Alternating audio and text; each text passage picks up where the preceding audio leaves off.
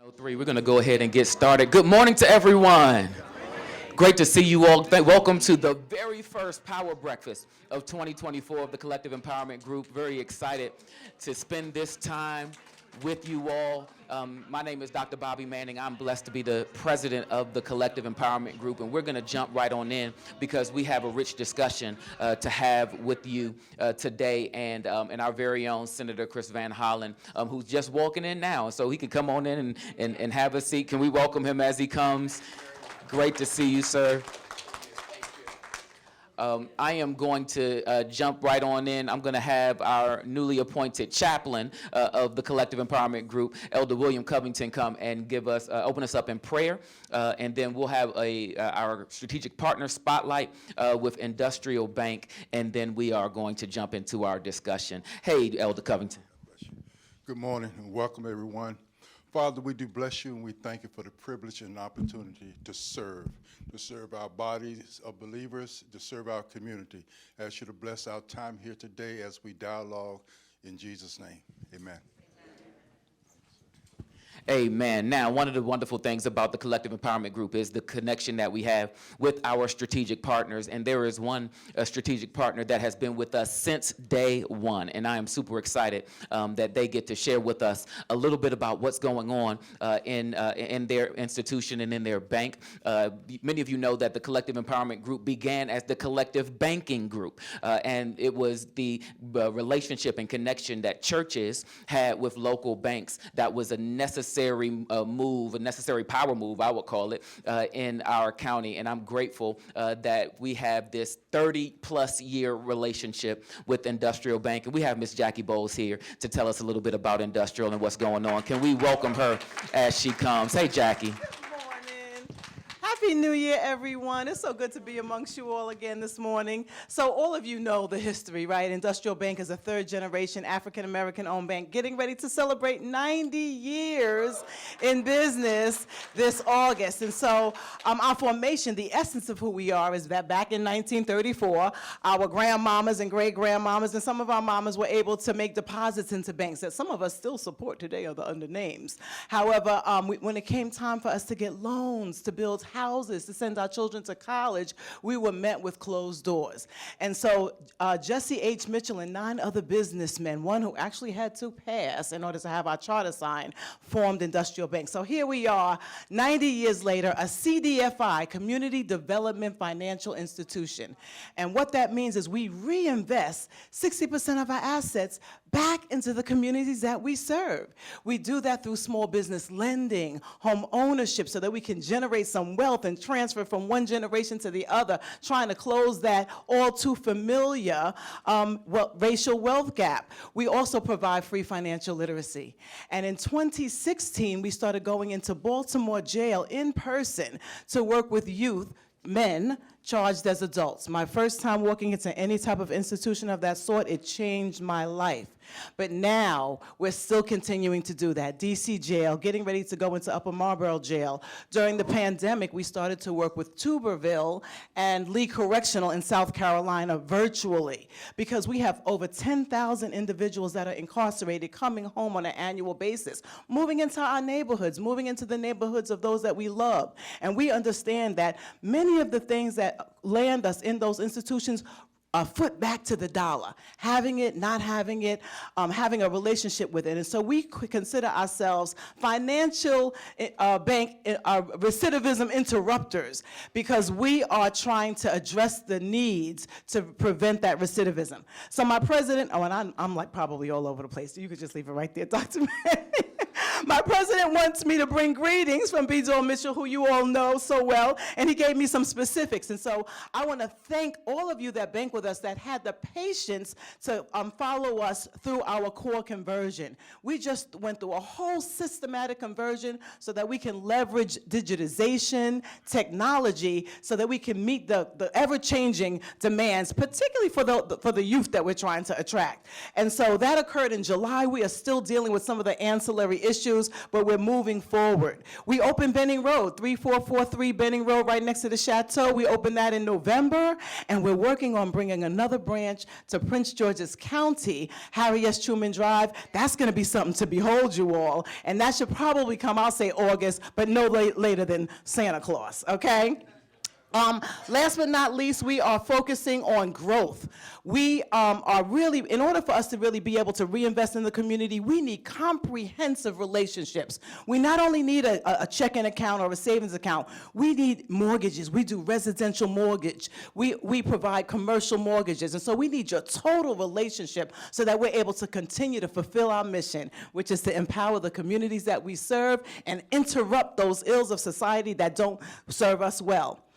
We are actively engaged in the community, and that is our commitment. So I just wanted to give you that update. I want to say thank you so much for all of your continued support. I want to just invite you to visit our new branch on Benning Road, and make sure that you come to our grand opening, which will be announced when we have it in Largo. So God bless you all. We love you. Thank you so much. Have a great day.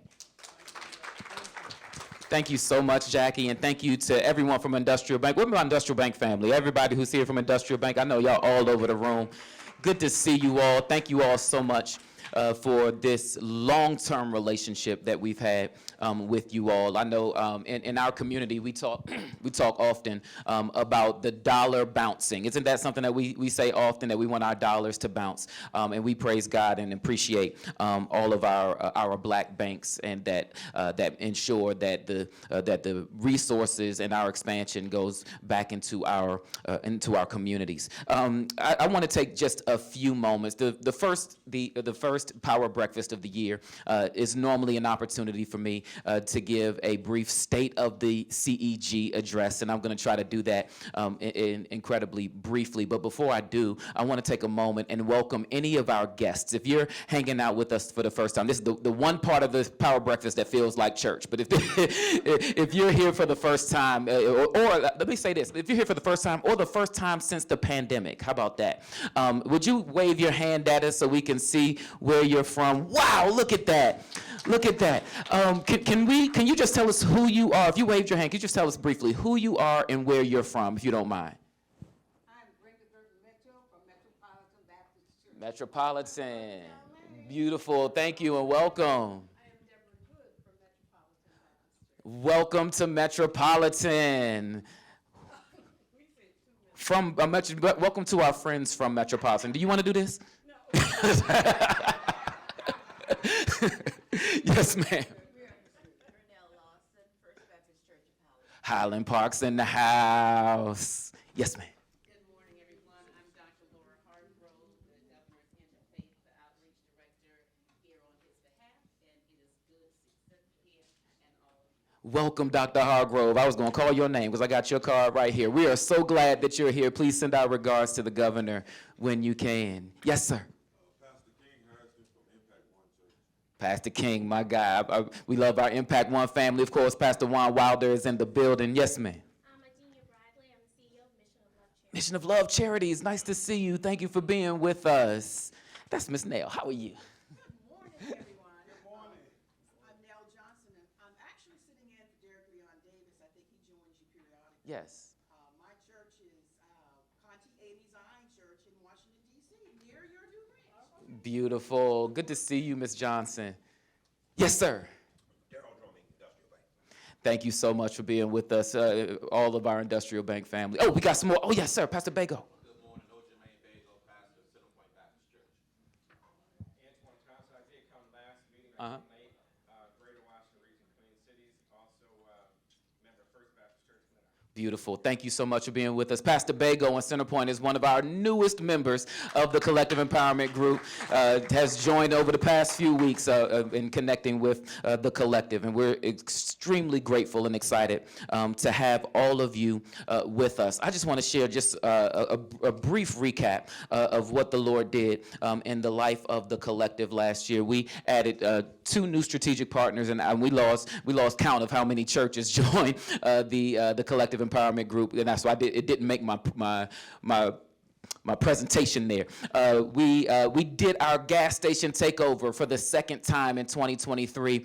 We were able to bring 12 churches together to serve 5 different gas stations to give away gas on the same day in 5 different locations. It was a beautiful day. Well, it was raining, but it was still a beautiful day because we were able to serve across Prince George's County, and over 500 cars were served on that day at those 5 locations. So super excited about that. Many of you know that empowerdmv.org also contains a Black-owned business database, and the purpose of that is, for me, at least personally. For me, normally when I'm looking for a business that I want to give my money to, that I want to try, if I'm looking for a Black-owned business, I go to Facebook and I make a post and I say, does anybody know a Black-owned X? And that normally works okay, but we wanted to create a hub for the DMV of Black-owned businesses, and so we created a database. There are many people, even in the room, who helped us to see that dream come to reality. And so if you go to empowerdmv.org, you will find that Black-owned business database. I pointed out because it's really almost on a weekly basis that I get an email, because I get those automatic emails, that I get an email that another business has joined that database. And so there's been significant growth to that database, and of course it's driving a lot of traffic to Empower DMV, but it's also allowing us to serve you and your members so that they can know. And so I want to encourage you to send your members, to send your constituents to empowerdmv.org, not just to see if they want to connect with the Collective Empowerment Group, but to let them know that resource is available. We also hosted our annual Economic Empowerment Conference. That was a virtual event that attracted participants from 15 states and 3 countries. It was a wonderful event that had incredible content that we've curated and will reproduce throughout this year so that you can be privy to it. As usual, the workshops for that conference were conducted by our CEG strategic partners, and that allowed, of course, a lot of exposure to our strategic partners. For 2024, we're excited to continue along the lines of what we have done and continue to do. We're going to have very, very pointed power breakfasts. I'm excited about the power breakfasts that are coming because we want to curate these power breakfasts for a couple of reasons. Number one, as always, we want to empower you and your church economically. This is what makes us a little bit different from a ministers' conference of sorts or an ecumenical council of sorts, because our goal is not so much to, well, I'll say it differently. Our goal is to make sure that you and your staff walk away with tools and resources to help your church grow and be strong economically. And so we're building our power breakfasts around that, and what we plan to do is, because in the power breakfast we really can only skate the surface a lot of times, our plan is to follow up our power breakfast with what we're calling power seminars, some off-date seminars that will allow us to go much more deeper into the weeds and really allow you and your teams to walk away with the tools that you may need in order to grow and strengthen your church structurally and economically. And so we will, what I want to encourage you, all the pastors in here, I want to encourage you in this way, and many of you have already figured this out, that the power breakfast is for you, but it's not just for you. The power breakfast is for you and your staff. We want to encourage you to make sure when you come that you bring your CFO, that you bring your treasurer, that you, for my AME family, bring the chair, your steward board, or the trustee board for my Baptist friends. I want to encourage you to bring your executive pastor or your church administrator. These are the people who, honestly, just honest talk, pastors. We come to the power breakfast, we say, man, that was good. And then by Sunday, we've forgotten half of it. Okay, maybe it's just me. And ain't no amens in here, Pastor Rogers. No amens. They leaving me by myself. And so, for instance, my chief of staff is here in the room. Here's what I know. I know I'm going to hear something that's wonderful. I'm going to get some tools, but I'm going to get back to my staff and say, all right, so here's what they said. They said, and I'm going to try to explain something that I can't explain. Because I know Bible and not a whole much more. And so I want to encourage you not just to bring yourself and enjoy the biscuits and the eggs and the grits, but I want to encourage you to bring your staff, bring your high-level staff, because what will happen is they'll hopefully curate some information and be able to be the ones to implement it directly at your church and kind of help you take some load off of you, even as the communicator of what took place at the Power Breakfast. We're going to curate these Power Breakfasts around 4 major topics, and they'll be in series throughout the year. One will be engaging elected officials. We're going to start that actually today with Senator Chris Van Hollen. We're also going to talk about this year's streams of income beyond the tithe. How many of y'all know that a new generation is coming into our churches that doesn't give the way that their mamas and their grandmamas gave? I got some amens on that one. Y'all was quiet on me a few minutes ago, but it's some amens in the house. That millennials and Gen Z simply does not give the way that baby boomers and Gen X did. And so we as churches need to continue to teach the principle of the tithe. Amen. I believe it to be biblical.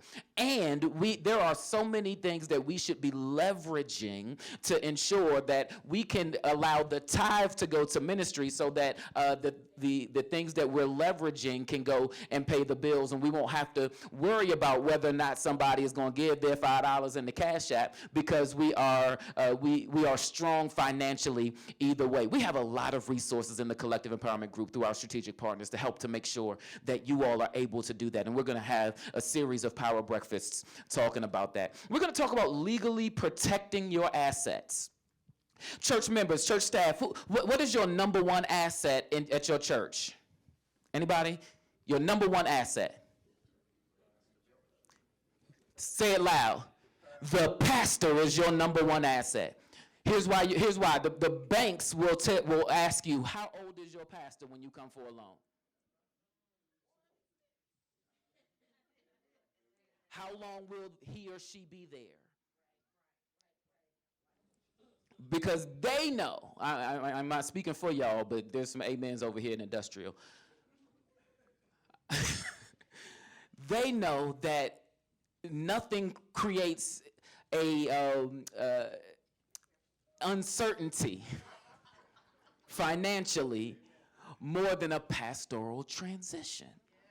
And so we're going to talk about legally protecting your number one asset, which is your pastor. What's your number two asset? Your building, if you have a building. And so we're going to talk about protecting your assets, and we're going to do a series of Power Breakfasts talking about how to do that with your building and how to do that with your other assets. We're going to talk about leveraging technology for church growth. There's so many advancements in technology, and guess who is always 30 years behind? Okay? And so many of us are still in Web 2.0. Amen, lights and walls. And the world is in AI and virtual reality. Okay, and so we want to, and we're not just going to talk. We will talk about AI, but we're not just going to talk about. We're going to talk about all of the resources that are available to you that you may say, I can't afford this, and the way technology is, we bet you that you probably can, in a lot of ways that you can help reach people and grow your church and continue to be strong financially. And so we have an exciting year coming up, and we're trying to plan all this, and I'm looking at it, it's like, man, we only have 8 more Power Breakfasts after this one in order to squeeze all of this into. So we're going to have a great year, and I'm super excited to jump into to having these conversations in order to strengthen you and your churches and expose you to the wonderful resources that our strategic partners bring to the table. Amen? We have some exciting relationships that are brewing that hopefully will, that I expect will crystallize in 2024. One of them is a relationship with Lancaster Bible College. And our hope, our expectation, we have a MOU actually that is needs yet to be reviewed and signed that will grant a discount to any member of the Collective Empowerment Group Church, of a Collective Empowerment Group Church that signs up to go to Lancaster Bible College for a bachelor's or master's degree. And so that's coming very, very soon. Keep your eyes and your ears out, because we want to make sure that we are creating those spaces and opportunities for higher education, for biblical education. And Lancaster Bible College has come to the table with an opportunity that we look forward to crystallizing over the next few weeks. The last part, I just want to introduce you to our board. I am grateful for all of the persons who serve on the board of the Collective Empowerment Group, and I want to make sure that you know who they are. They are able, capable leaders. First is our newly elected Vice President, Pastor Juan Wilder of Impact One Church. Would you all stand? Board, stand for me while I introduce you. We have Dr. Renee Alston from the First Baptist Church of Highland Park. We have Pastor Joshua Kevin White, who is our treasurer. We have a brand new member of our board, Elder William Covington. You met him earlier. He is also our chaplain. Not with us yet, I don't see him in the room, but another brand new member of our board is Pastor Jason Jones of Pilgrim Baptist Church, co-pastor of Pilgrim Baptist Church. We also have Dr. Gerald Folsom. I know he's in the room. Dr. Gerald Folsom, almost said your old church of Greater Mount Nebo, AME Church. Continue to stand for me, Dr. Folsom. Of course, we have my presidential predecessor, Bishop Anthony G. Macklin, who couldn't be with us today. Dr. Anna Mosby, who also is not with us today. Dr. Jonathan Weaver, the founding president of the Collective Empowerment Group, who couldn't be with us today. Pastor Billy T. Staten of the Providence St. John Baptist Church is with us as well and on our board. I just want you guys to know who holds my arms up and who comes alongside in this work, and we're incredibly grateful. Along with the board, we have our executive director, Ms. DeRay Cisco. She is the brains behind the operation.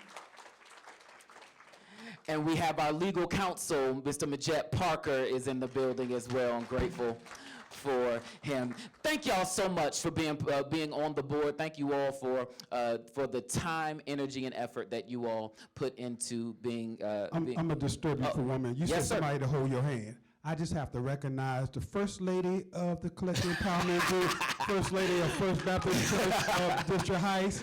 We just wanted to say. Thank you. You just embarrassed my wife, and I'm going to have to pay for that later. Well, I am excited to jump into this discussion, and we have Senator Chris Van Hollen, who is here with us, who lent us his time. So I'm going to ask you to come on up, Senator Van Hollen. Can we welcome him and tell him thank you for joining us?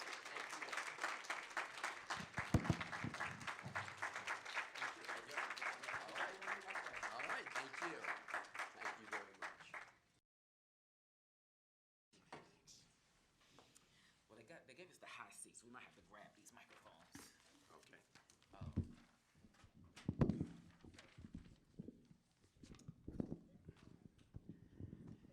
All right, so I have this long biography. And, you know, of course, in church, when we got a guest preacher, you got to give the whole bio, don't you? We can cut it short. All right. I really just want to highlight a couple of things. He was been elected to the United States Senate by the people of Maryland in November of 2016 and has served since then.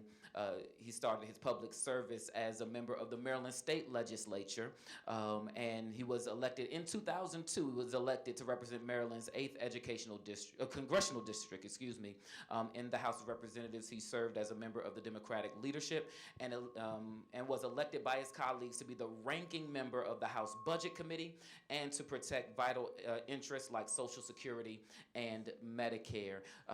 He has served our community and the state of Maryland for so many years. He's been a great friend to the Collective Empowerment Group and has served us well, and we are grateful that you're here. Thank you so much for joining us here today, Senator Van Hollen. I'm so excited to have this conversation with you, mostly because it's 2024. It's an election year.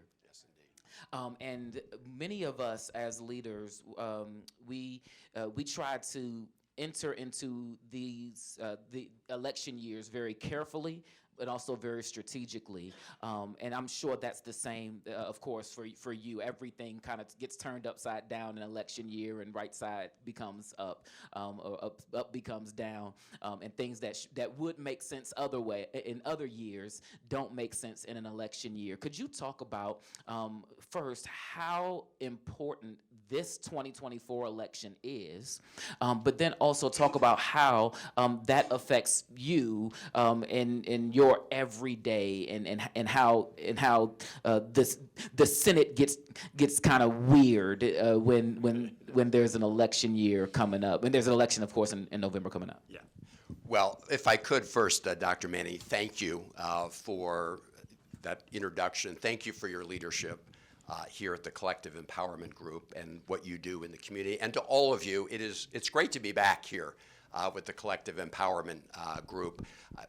Earlier in my public service, I represented, as you heard, the 8th Congressional District. The 8th Congressional District included the port towns in Prince George's County. So I have had the great joy and opportunity of working with the Collective Empowerment Group for well over 20 years. When I was in the House, then they redistricted me out of Prince George's County for a little while, but then I ran for the Senate and got everybody back. So it is really great to be here, and I do want to thank you and the board and all the members here. And just to emphasize that sort of my organizing principle when it comes to public service and policy is economic empowerment. Closing the income gaps, closing the opportunity gaps, closing the wealth gaps. And I also believe very strongly in the other part of your title, which is collective action, to help do that. So just to start, it's wonderful to be with you. One of my priorities in order to advance economic opportunity has been to provide more resources to CDFI. So it was great to start off with Industrial Bank. Please tell Doyle Mitchell, give him my best. Because one of the things we've done, and this goes to the legislative agenda, one of the things we were successful at doing in the American Rescue Plan and some of the other coronavirus relief efforts was to channel many more resources to CDFIs and to minority depository institutions, Black-owned banks, because of a recognition that it's really important that the resources travel through the communities that can best access and need them. So that was a very, very important priority. I actually chair the appropriations subcommittee that funds CDFIs, and even as we faced a tough budget, we've continued to try to make sure we make those investments. So I just want to mention that. Now, as we segue into your question on the election year, yeah, look, the Senate is always a crazy place, but you get an election year, and it's even crazier. I will say, and this goes to the importance of voting, which the community in this room recognizes how important that is, and you've fought for that right for so long, and we need to make sure that we continue to protect it and advance it. But I will say this, that the difference between the Congress we're in now and the previous Congress, the first 2 years of President Biden's term, is night and day in terms of getting things done.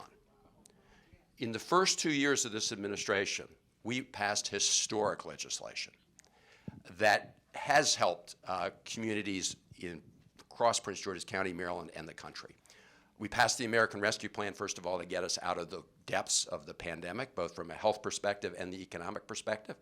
We passed a bipartisan infrastructure modernization bill, which is benefiting Prince George's County in big ways. I've been to many ribbon cuttings here, new projects that are putting people to work in good paying jobs. We passed the Inflation Reduction Act, which will bring down the cost of prescription drugs. President Biden just announced yesterday, finally, for the first time ever, we've been fighting for 20 years to give the Medicare program the power to negotiate lower drug prices. We did that in the Inflation Reduction Act, and we also are making sure that we move to a cleaner energy economy in a way with more shared prosperity, okay? We also passed a Veterans Health Bill. There'll be a new community-based outpatient center for veterans in Prince George's County in a couple of years. And we also passed a number of other things. So I mention that because you asked about election year. We are now in a 2-year period where the elections in 2022 gave Republicans the majority in the House.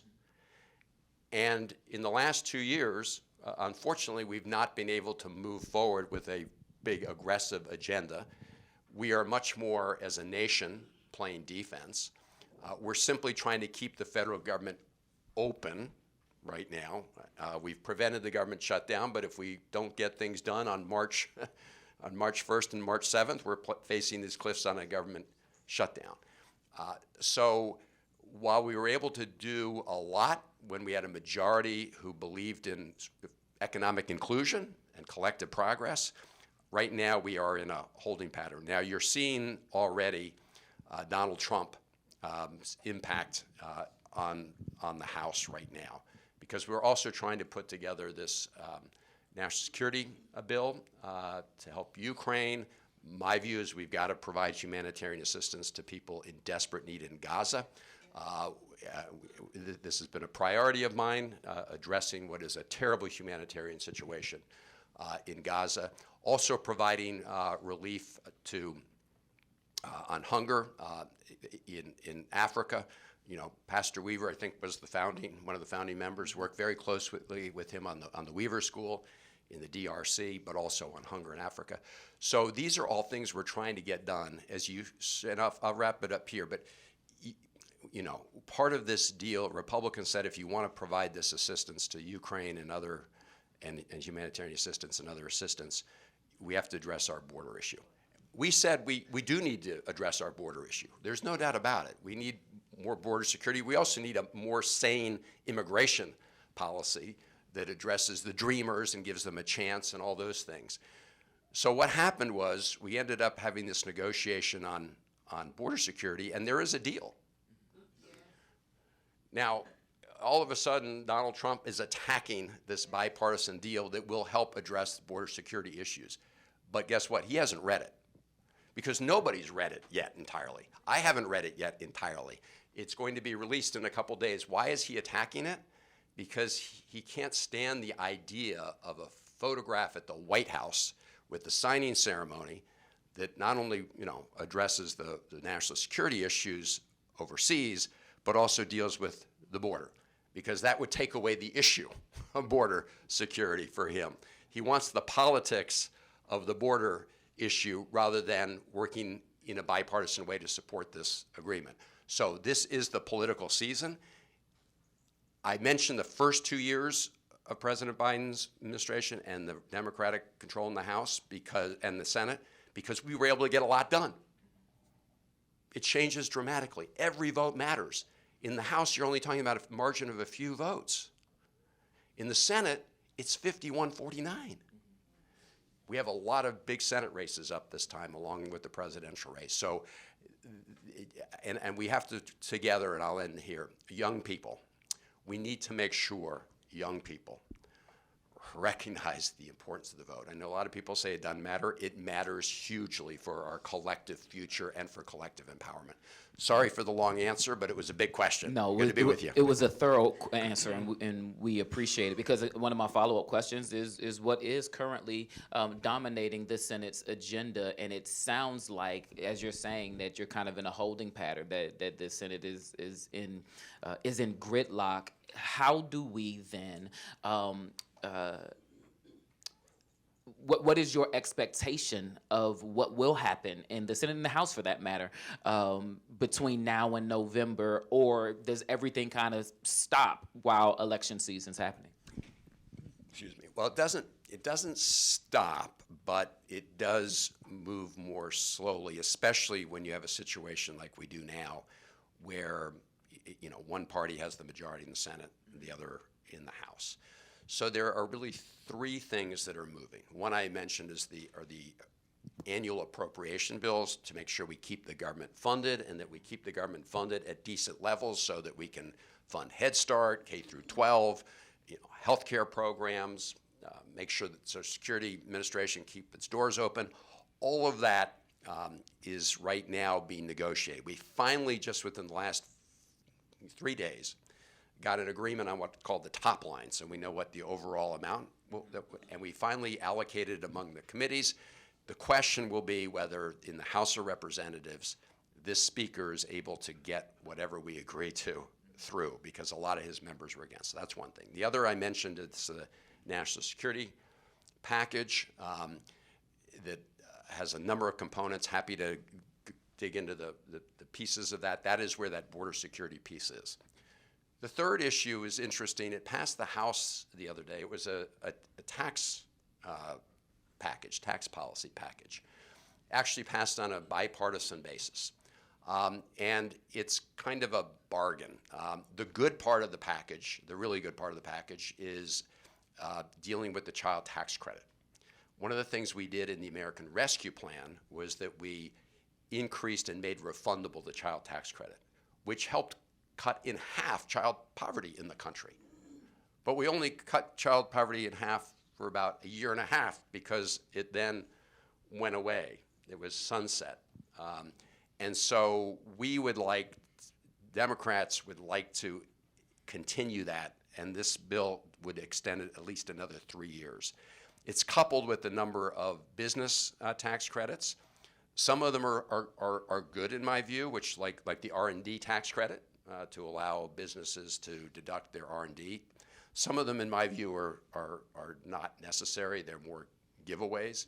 So the issue will be whether or not we're able to get this tax package through. Again, the very important piece would be this child tax credit extension, which would mean refundable tax credits that really help people,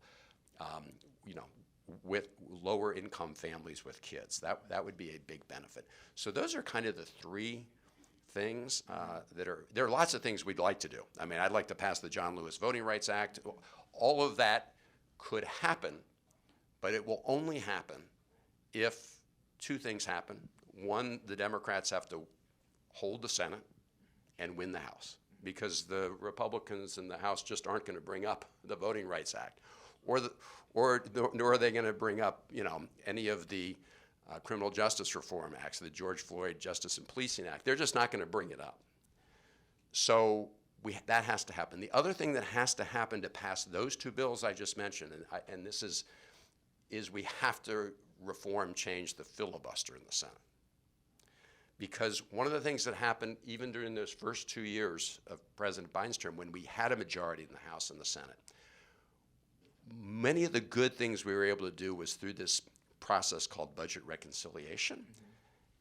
That's how we passed the the American Rescue Plan. That's how we passed the Inflation Reduction Act on the prescription drug costs and all that. That's a device that is used to allow something to pass the Senate with 51 votes. But it only applies to budget-related issues.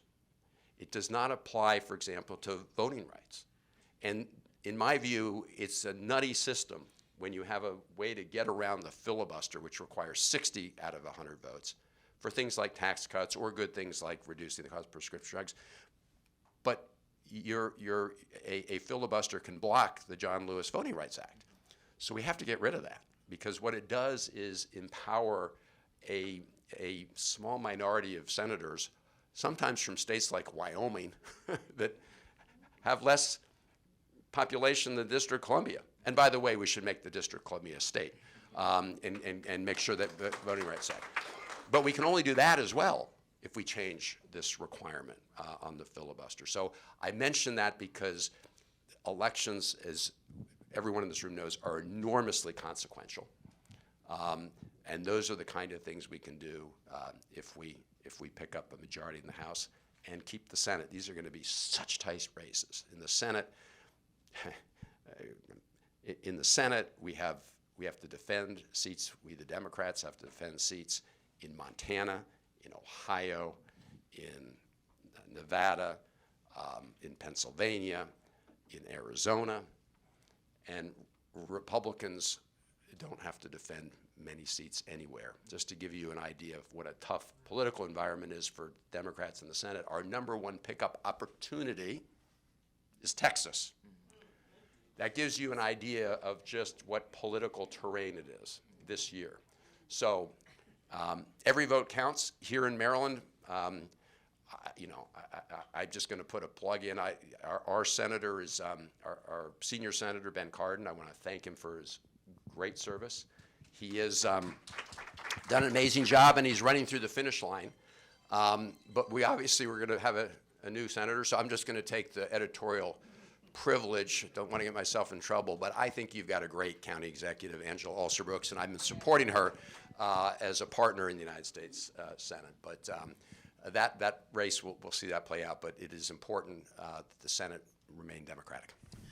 I want to put a pin in something that you said earlier, and I'm going to apologize in advance if this is an unfair question for you, because I know you don't speak on behalf of the DNC, but you did mention something that sticks out to me, and you said we got to get young people out to vote, to help young people understand the importance of voting, and I certainly agree. I also believe that many young people might say back to you that we don't see ourselves represented in the people that we vote for, or even in the issues that we're voting upon. It's beginning with the two presidential candidates, but also on down the ticket. What do you see, Senator Van Hollen, on the horizon? I guess that's my question. What do you see on the horizon in regards to, of course, we have two candidates that will probably be the primary candidates on the presidential ticket in 2024. What do you see thereafter in a movement of up and coming, that's the term I'm looking for, of up and coming persons to serve in our government? What do you see on the Senate floor that maybe we don't see unless we watch hours of C-SPAN? Like, help give maybe some of the younger people in the room some hope, even not hope, but what we're looking for, even beyond President Biden and Donald Trump. Sure. First of all, on young people voting. Let me say this also. Yeah. If you have questions, please begin thinking about them, because we'll pass the mic. Well, first of all, I do encourage everybody to watch C-SPAN, although it can put you to sleep sometimes, but there are moments. So first, let me just say about young people voting, because I sometimes do hear that young people say, my vote doesn't matter. And I just have to point out, in President Biden, you're right, we're going to have a rerun. I think we're going to have President Biden and Donald Trump. Certainly, you have an 80-year-old and someone who's close to 80-year-old running. So they obviously don't. Young people look at that and they say that's a different generation that's out of touch. I would say if you looked at Biden's record, it has enormously benefited young people. It has enormously benefited communities of color. It's enormously benefited the African American community. Right down the line. Are we where we want to be? Of course not. But have we made progress on every economic measure that we've passed? It has very consciously and very deliberately included in it a direction to include minority-owned small businesses when it comes to construction, to include labor unions for the collective part about collective empowerment. And he's also worked to address the student loan issue, where there are going to be millions now of students who don't have to, who got crushing amounts of student debt. So number one, I just want to say that. Now, in terms of looking at the Senate toward the future, this is. Can I jump in real Yeah. quick on something? Yeah. Because you mentioned President Biden's record, and that's something Yeah. we certainly look at. Yeah. I think we're primarily looking at President Biden's health. Yeah. Well, look, I mean, when I work with President Biden and I see him, I don't see him every day, but I see him frequently. He is with it. He's on it. That doesn't, if you're 80 years old, you're obviously physically a little bit more fragile. I mean, Donald Trump is 70, what? 77. So, I think. Same concern. Yeah, no, I understand. I got it. But what I would say is, I would say, look, it may be the case that, people wish there were other choices, but as these are the choices we have, and as Joe Biden often says, and this is true in politics, don't compare me to the almighty, compare me to the alternative. And so the alternative here is going to be Donald Trump. And if you want Trump chaos, if you want Trump policies, if you want, another round of Trump tax cuts that go to disproportionately to the very wealthy, if you want all the attacks on democracy and all of that, then, that's the choice. So I just encourage people not to stay home, because staying home means picking the other person, Donald Trump. That's what it means. That's the reality of it. Now, in terms of the future of the Senate, look, it depends on, candidates getting out there, making their case. If you look at the Senate races right now, you have the potential to, change the face of the Senate in many ways. I mean, we have a candidate right here in Maryland, Angela Alsobrooks. Lisa Rochester is an African-American House member right now from Delaware. I think she's going to win that seat. So I do think, both in terms of age and demographics, we have an opportunity going forward to both put a newer generation into the House and the Senate, and to have a House and Senate that better reflects America. This is always, of course, a matter that comes down to the voters' choices. But I think in this case we have lots of good candidates around. We have a great candidate in Texas, Colin Alfred. I mean, he is a really great candidate. And if anybody can win there in this year, it's him. But, he's going to have to mobilize voters and make the case. I want to open up for questions, and we're going to do our best to pass the mic in a expeditious manner. This gentleman here, let us know who you are and what your quick question is. I want to be clear that this is question time, not comment time. We'll get to that. No, Antoine Thompson. My quick question for you was on civil rights. The Supreme Court continues to annihilate civil rights and diversity. Next president may be able to pick another one. What do you think about civil rights and the current status of civil rights in the Supreme Court? Well, I share your very deep concern of the direction of this court. I mean, this is a Trump-packed court, and we are all experiencing the consequences. Thank you for raising that. I mean, that's a direct consequence of elections and the fact that the president is able to nominate Supreme Court justices, and it happened to align with at a time that the Republicans had the Senate, and Mitch McConnell used his power as the president of the Senate to essentially push through a lot of these nominees with Republican votes. But you're right. I mean, they're rolling back all sorts of. We saw the issues on affirmative action. We've seen the case, of course, on reproductive freedom.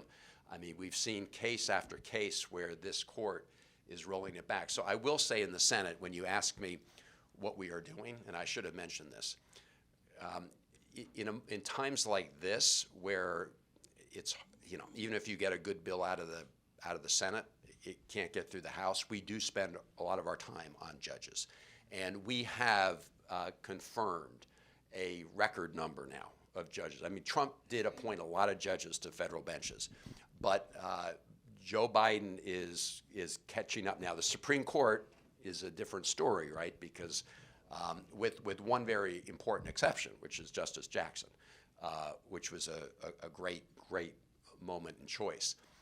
But what we are, in every moment, we're not working to try to keep the government open or pass these other bills. We are confirming judges to the circuit courts as well as to the district courts. But thank you for that question. And as you well know, when it comes to the court, there are, as you say, we don't know when the next opening will be. There are different court reform proposals. Some of them may accomplish what people want, some may not. So that's where we are. Good morning. Good morning. Yes, I'm Calvin Brockington, and I understand that the earmark opportunities are available again and have been now for about 3-4 years. And so my specific question is, what are there earmark opportunities through your office or the Maryland delegation for groups like the Collective and or their affiliated nonprofits to address issues such as economic empowerment needs, housing, gun and youth violence, Yes. and health activities? Yes, thank you for that question. This also gives me a good opportunity to introduce two wonderful members of my team, Kenny Simons, who is here, who's our ambassador to Prince George's County. He's also a member of this church. And I looked over at him when you had the tithes part, so I don't know about young. And Terry Weathers, who's my deputy chief of staff, who also lives in Prince George's County in Bowie. And I want to point them out both because they're wonderful members of our team, but they also play a very important role in this earmark process. So a number of years ago, we finally began to restore the earmark process. So just because earmarks became a dirty word, we sometimes call them congressionally directed spending. I've never been afraid of earmarks once we made some reforms. There was a time when I was first elected to the House, there was a lot of abuse on earmarks. And earmarks would go in directions of like some people would send them to big contributors or whatever, or to their interests. So one of the things I did when I was in the House was introduce a bill requiring transparency in earmarks. So now every one of you can go on the internet and see what requests your House member, Senate member is making. That transparency is, as they say, sunlight is the best disinfectant. So I'm always proud to justify the requests that I make. I mean, I have to make sure that I believe that they're in the best interests of the community and the taxpayers. But we have brought back earmarks. And yes, depending on what the purpose of the earmark is, but they can be used for different purposes. Gun violence reduction programs, economic empowerment programs. And we can help those of you who are interested in applying. Now, they are very carefully vetted by the staff of the committees. Different earmarks, as I say, have different purposes. Some can only be used for a capital project, not operating. Some are operating. None of them are intended to be more than 1 year. So when you think about what you're funding, it's not designed to, for one entity to get an earmark year after year. It's designed to help jumpstart something or fill a particular capital need on a one-time basis. But the short answer to your question is yes. And I serve on the Appropriations Committee, and we work as a team, Senator Cardin, myself, Congressman Ivey, Congressman Hoyer. We actually coordinate pretty well. And so that is all. Now, I will end with this, because this relates to what's happening right now in the Senate. And we have a lot of earmarks in for Prince George's County, good causes in Prince George's County right now. I don't know exact number for this year, but it's a healthy number. I mean, look, earmarks, just to give people a range. I mean, it goes from 100,000, 200,000 to sometimes a couple million, depending on the project. So that's kind of the scope. Now, all of the work we've done on earmarks will just go up in smoke if we are not able to pass the appropriation bills this year. If we go to just a straight continuing resolution, which is what we're operating under now. So the federal fiscal year began October 1st of last year, and it goes through September of this year. So we are now well into the fiscal year operating under what's called continuing resolutions, which just means we put last year's spending on automatic pilot. So the new earmarks, they're not from last year. So we need to pass these appropriation bills. If we end up going to a straight CR through the remainder of this fiscal year, all of the earmarks that we've gotten in this year will be wiped out. Now, there's some people in the House especially that would prefer that outcome. So this is one of the, I mentioned three big things before the end of the year this year. One is the appropriation bills, keeping the government open, but all this issue. Two is the emergency national security supplemental. Three is this possibility of a tax bill that would include a child tax credit. There are other things. I don't mean that there's nothing else happening, but a lot of the other things will be glommed on to one of those. Three. Okay. Yes, sir. Good morning, everybody. My name is Sheon Ogunsanlade. Happy to be here. Thank you all for being here as well. I wanted to touch on something Dr. Bobby mentioned as well. I think I'm on the cliff of still being considered young. And when I think about young people getting involved in politics, I think for me, one of the biggest things is it doesn't sit well with me when we speak about going with the alternative or things that are either Democrat or Republican. So for me, I think as well, leadership comes in with vision. Vision says, what do we see in the future? So when we think about Gen Z, what are the top things that come to mind on a bipartisan basis that are most significant for reaching the next generation? And as a Christian as well, like, we should be concerned with the flourishing of Republicans and Democrats. So what are the top things in mind for Gen Z that on a bipartisan basis we see the government moving towards? Sure. Oh, believe me, when I think about the community I represent, I don't think about, who's a Democrat, who's a Republican. I just think about how do we help everybody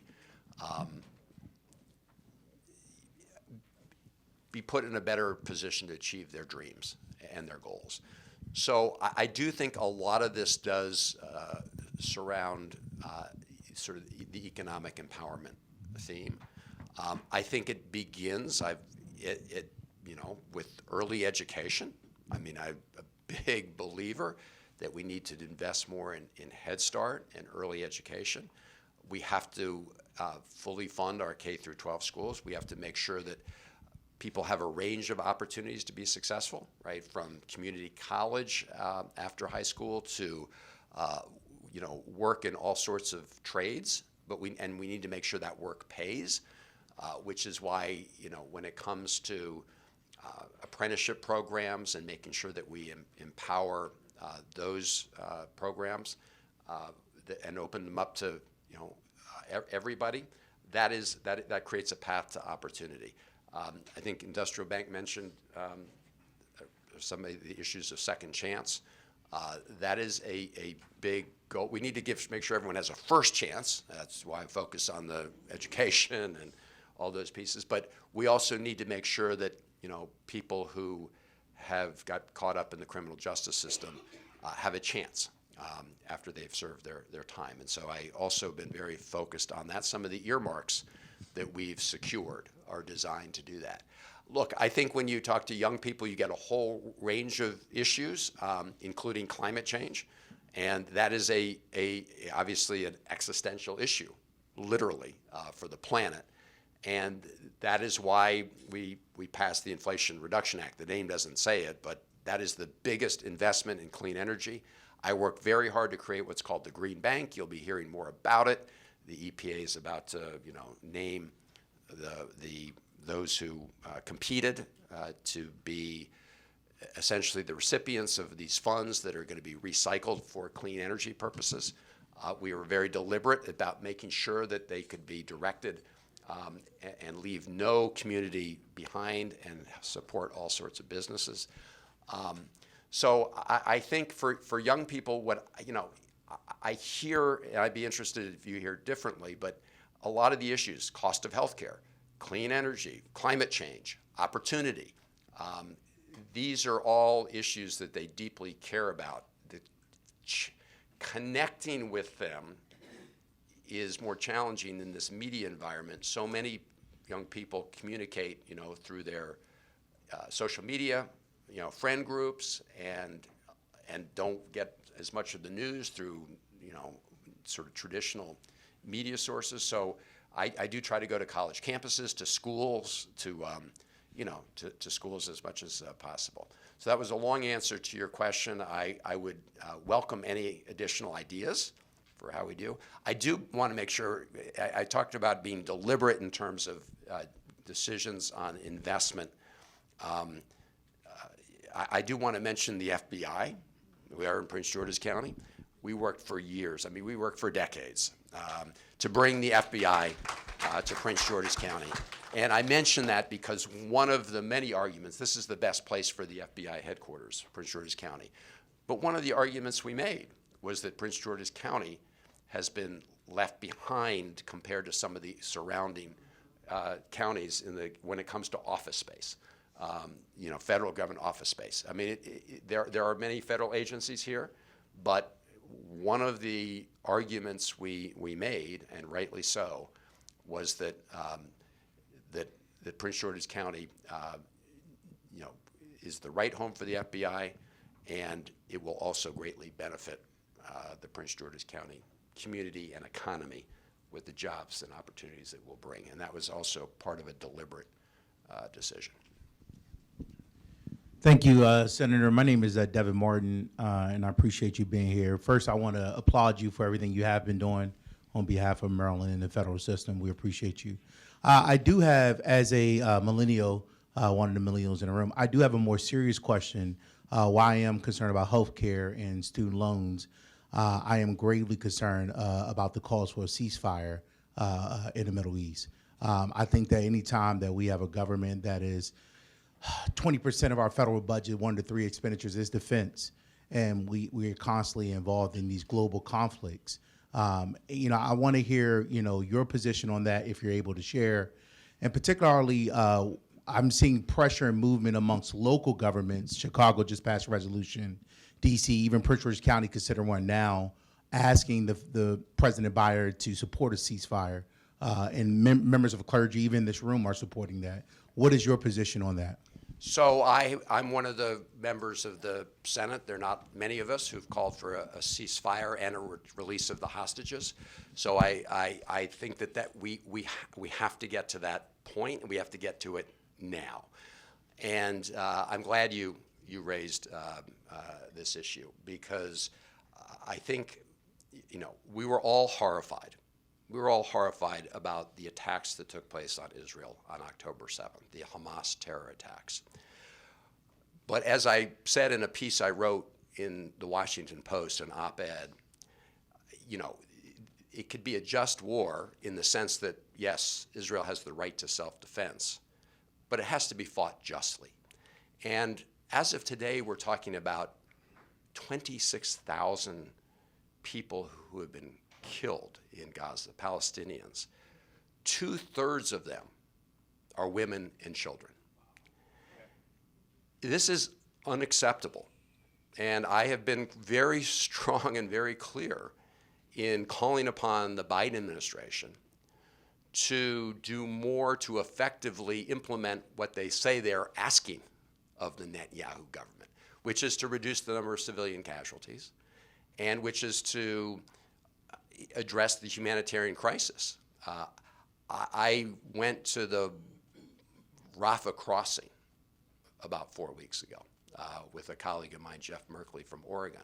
So the Rafah crossing is the crossing from Egypt into Gaza, and went there to see for myself what the humanitarian situation was. I wasn't able to go into Gaza, I wasn't allowed to. But I talked to a lot of people who were coming out of Gaza. We looked at these convoys of trucks with goods that were backed up, many of them waiting to go through checkpoints, Israeli security scanning checkpoints. We also saw a warehouse full of goods that had been rejected at those checkpoints. And I'm talking about goods like maternity kits to help deliver babies. I'm talking about water purification systems. There was no military use for these items that were rejected. And when those are rejected, the entire truck is rejected with all the other goods. So this is a crisis, and the United States needs to do more to address it. And we're going to send off I've written to President Biden about it with my colleagues. We're about to send another letter today on the humanitarian situation and more things that have to happen. But the best way to end this, as you just said, is a ceasefire and then release the hostages. This is where it has to be.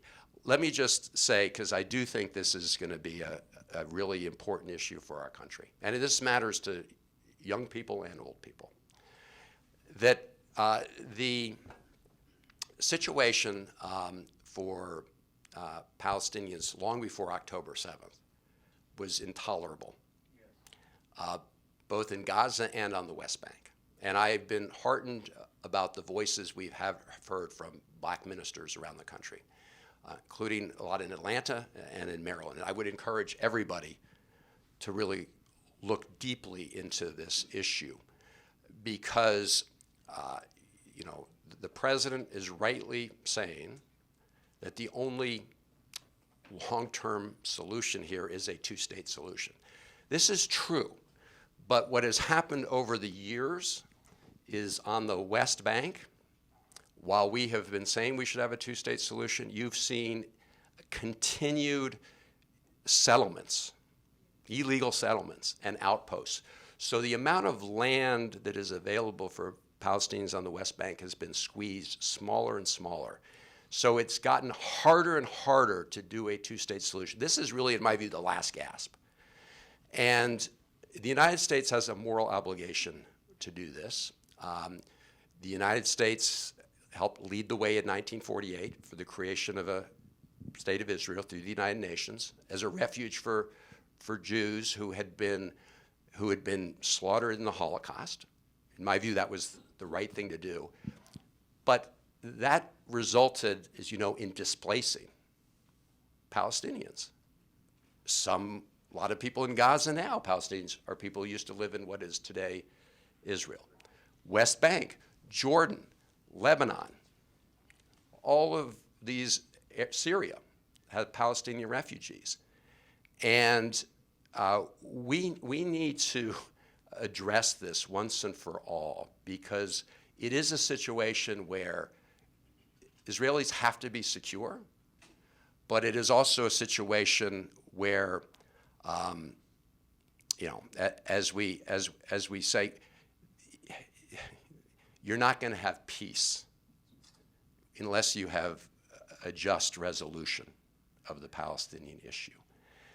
And I really hope this is a moment. I think it is really one of the last moments where a two-state solution could be part of the answer here. There are a lot of people who think it's too late. It may be true, but we should try.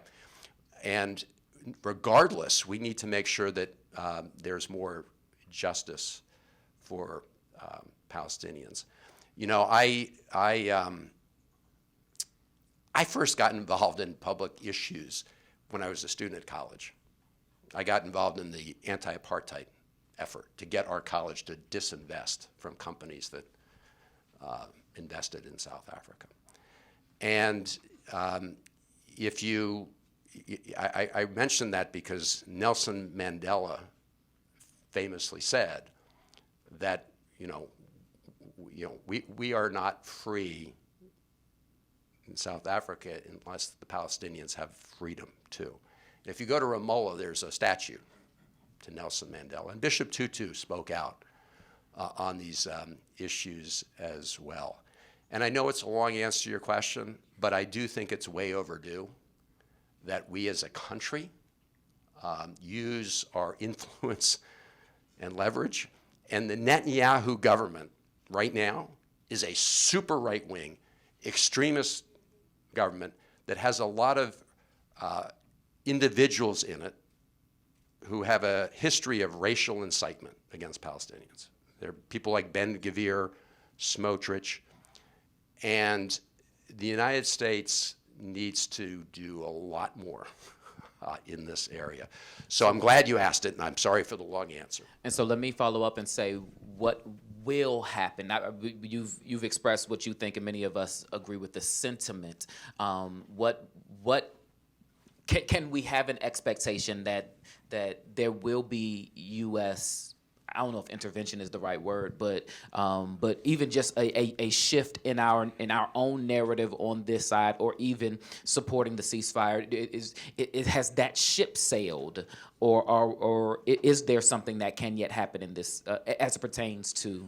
Well, look, we have the National Security Supplemental.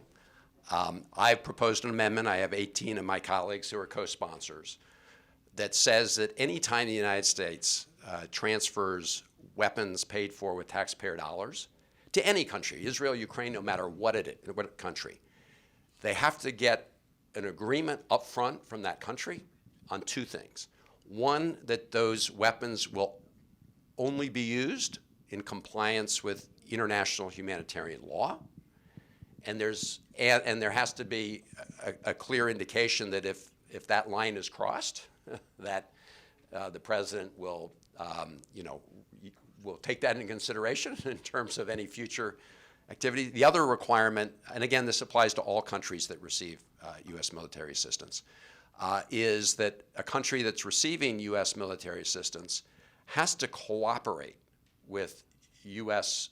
efforts to provide humanitarian assistance into an area where U.S. weapons are being used.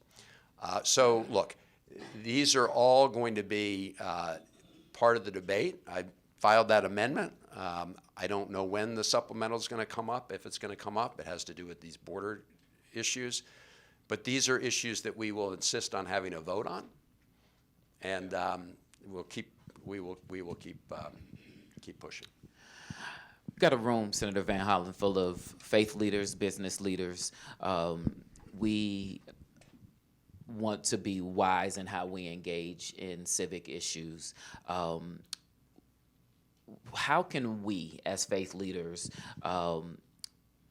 prepare our people for the local elections that are coming up, the national elections that are coming up, and how can we best support the work that you're seeking to do on the Senate floor? Well, thank you on both counts. On the work on the Senate floor, we should just keep, and we have open lines of communication with many of your members. I invite all of you to be in touch with our office on any issue, whether it's gun violence, whether it's economic empowerment, whatever the issue.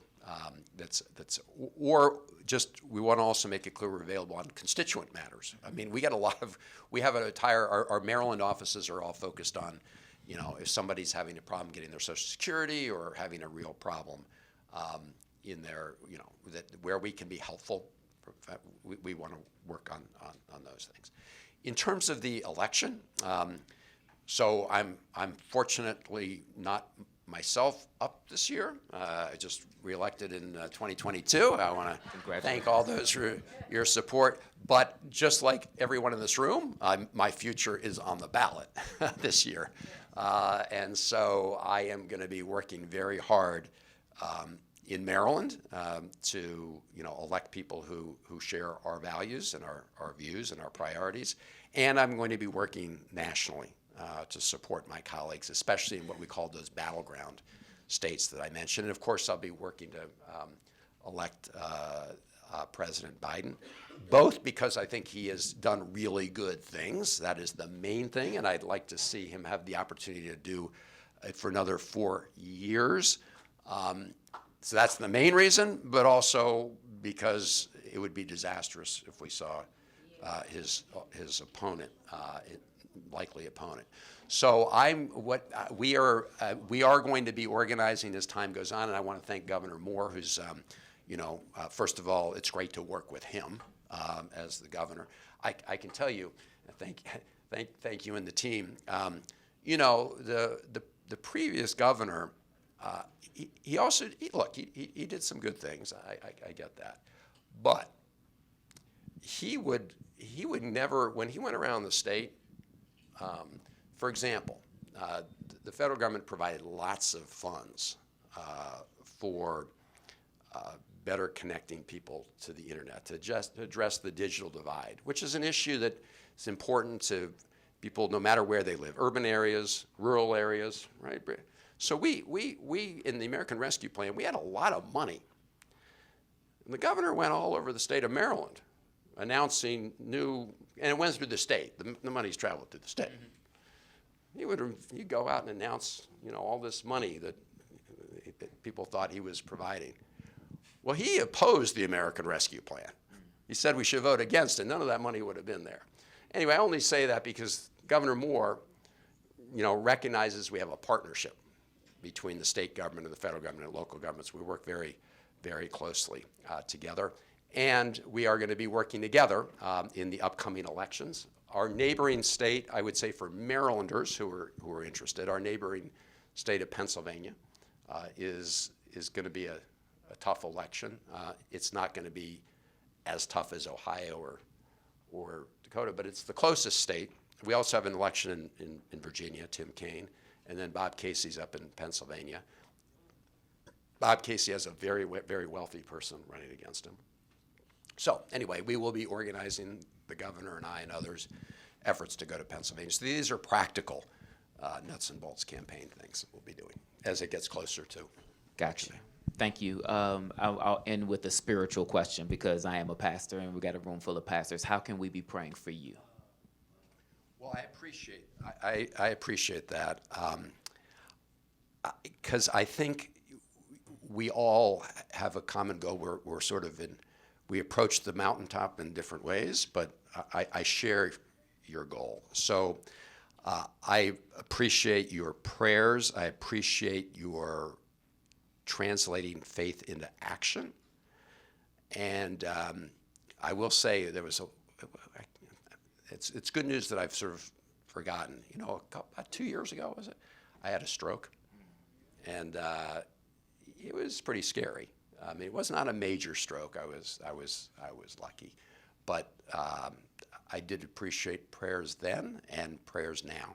And I want to close by just thanking you and all the faith leaders who are in this room for putting that faith into action, because at the end of the day, the federal government plays, in my view, a very important role in trying to provide tools. But putting those tools to work is done at the local level.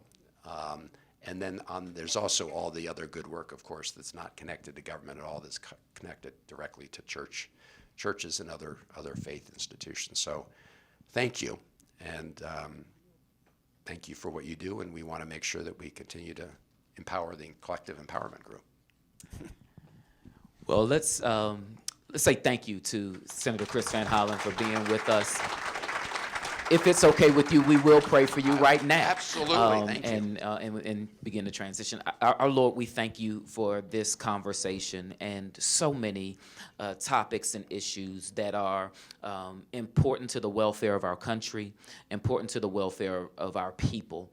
And I pray that you would continue first to give Senator Van Hollen wisdom to govern, wisdom to lead, wisdom to navigate the tumultuous waters of the Senate, and to bring about legislation that will benefit our country as a whole, but also benefit the people that we have the opportunity to serve. I also pray your blessing over his health, over his body, over his mind, and his physical ability to do such a mentally anguishing job. I pray that you would uphold him even as he continues to recover from his stroke. I thank you, God, that you have brought restoration. I thank you that you've brought healing. And I pray, God, that you will preserve him continually for the assignment that you you have given him. I pray for us as we engage in these issues, and not just with our talk, but with our walk. I pray for every leader in this room, and the space of influence that we have, that we would seek the welfare of the city, that we would care about what happens outside of our walls as we care about that which takes place inside of our walls, knowing that what happens outside of our walls affects what's happening inside of our walls. I pray for wisdom in this room, and wisdom on the Senate floor, and wisdom in Congress, and wisdom in the White House. I pray that you would hear from heaven, forgive our sin, and heal our land. We thank you, God, for your grace that covers us, and thank you for this opportunity to have this conversation, and we give you glory for it all in Christ's name. Amen. Once again, can we say thank you to Senator Van Hollen? Thank you so much. God bless you, Doctor. Thank you so much. Thank you. Well, folks, we'll just a couple of things. Please mark your calendar for the first Friday in February. Somebody yell the date out for that. That is in March. The first Friday in March, which is March the 1st. It is our next Power Breakfast. Please mark your calendar. For those of you who are pastors, remember, bring yourself and bring who else? Bring some staff. Bring somebody that can help put to practice. We will continue this conversation about effectively engaging our political leaders, and so I really want us to make sure that we are able to do that. If you have not already, please sign in. Let us know who you are. If you don't receive our emails, that means one of two things: you haven't put your email down, or you put down the email that you don't check. And so we need you to. We know how y'all do, because y'all church members do the same thing. So put down a good email and let us know how so that we can let you know what's coming up. I want to say thank you to Miss Barbara Streeter from Miss Alsabrook's campaign. Thank you for being here. I want to say thank you again to Dr. Laura Hargrove, who's here from the governor's office, and all of our strategic partners who are with us today. We are grateful for you guys. Get yourself some breakfast on your way out, and stick around, and let's congregate and meet somebody that you don't know. God bless you. Y'all have a great weekend.